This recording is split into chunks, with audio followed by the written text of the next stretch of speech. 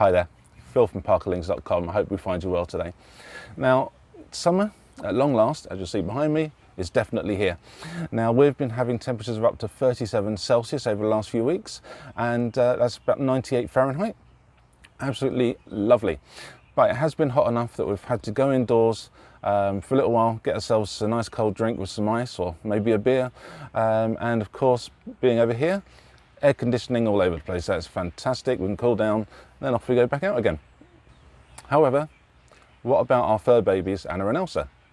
Obviously, we're not giving them a beer, a cold drink, and ice cream. But are you taking your fur baby's needs into consideration? Now, will your dog feel this heat as much as you do? Well, certainly yes, if anything more so. It's more important during this time to look out for your dog's health and to reduce any risk of heat stroke. Dogs suffer from heat stroke when they overheat and then they can't reduce their body temperature. Heat stroke can happen to any dog, however more so with the flat-nosed dogs, so bulldogs, pugs, that kind of thing, if they're overweight and if they have a thick coat. Now, this doesn't have to be just when you're walking or running around. It can simply be if your dog's laying on the grass in the sun, sitting in a hot room or in the car. So what steps can you take to reduce the risk of heat stroke and generally look after your dog's health in this heat? Well, think about it as if you were your dog. Never leave your dog in the car. I cannot stress this more than any other point at all. That's why it's number one in my list. Opening a window to let air in is just not good enough. There's no aircon, there's no breeze. Instead, there's just a hot sun beaming through your glass windows, potentially hot leather seats and plastic panels, getting very hot indeed.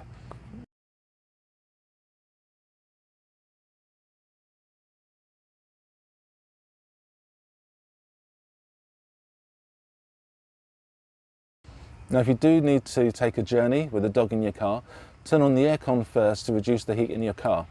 That way the dog won't get hit with that heat when it gets in. Now, you know too well how it feels when you go to get in your car for the first time, you open that door and you get hit by that unbearable brick wall of heat. Then think of your dog. Also, remember to take water with you for the hydration of both you and the dog. So our second point, do not walk your dog in the heat of the sun, especially on tarmac, asphalt, pathways. Remember the fact that a dog walks on bare paws. Now, by that, of course, I don't mean paws of a bear. I literally mean 4 naked paws.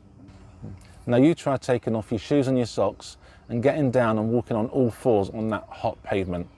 Surely it's going to burn, isn't it? Definitely.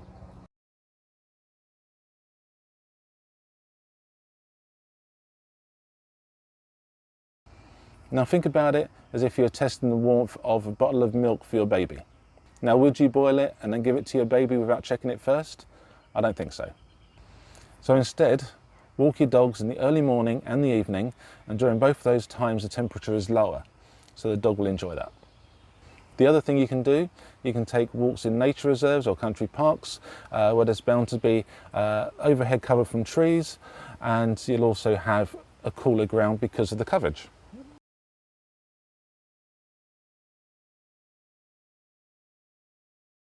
So point number 3, keep a couple of bowls of water out for your dog and check them every now and then to make sure they don't go empty.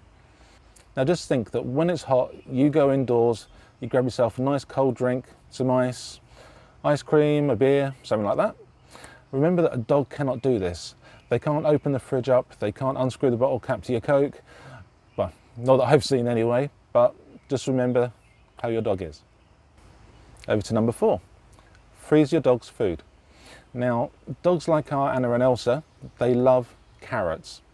Now, what we do is we cut up a few carrots, we put them into the freezer, and then when they're cold enough, we give them to them as if they were lollies or popsicles. Now, bananas are also good for this kind of thing, but remember with them in moderation as you would with any food. Now on to number 5, groom your dog regularly.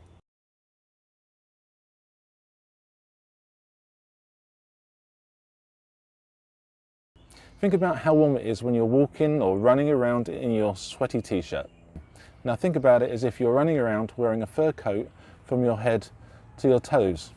A dog has to do this all the time.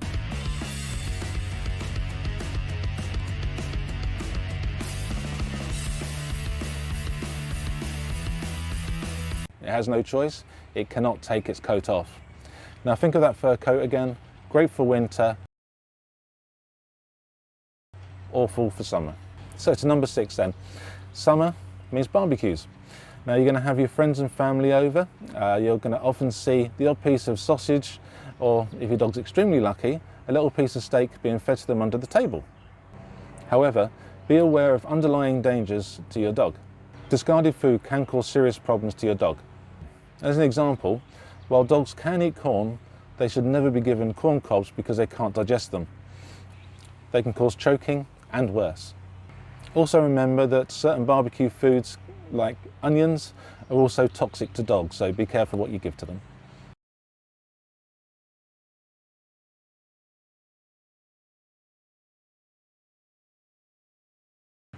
So watch out for signs of heat stroke, and these include heavy panting, struggling to breathe, drooling, shaking, vomiting, diarrhea, which you can notice as soon as you get your poo bag out, being drowsy, uncoordinated, or collapsing.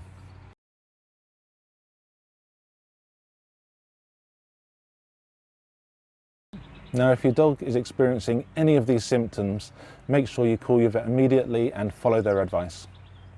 So you can follow these steps to help lower your dog's temperature. You can place your dog in a shaded or cooled area, in the breeze of a fan or an air-conditioned room. You can pour small amounts of room temperature water onto the body of your dog, but not cold water. You can lie them down on a wet towel, but do not put anything on top of the dog because that could actually raise the temperature rather than lower it. You can also give your dog small amounts of room temperature water, again, not cold water. I've listed some links in this video to articles for Battersea Dogs and Cats Home, the Dogs Trust, PETA, ASPCA and the Humane Society. Whether you've learned a lot, it's simply refreshed something in your mind, I do hope you've enjoyed this video. If just one thing is learned by just one person watching this video and it keeps one dog healthy, I know that my time making this video and the article has been time well spent. With that, I wish you a lovely summer, happy barbecues, and God bless. Bye bye.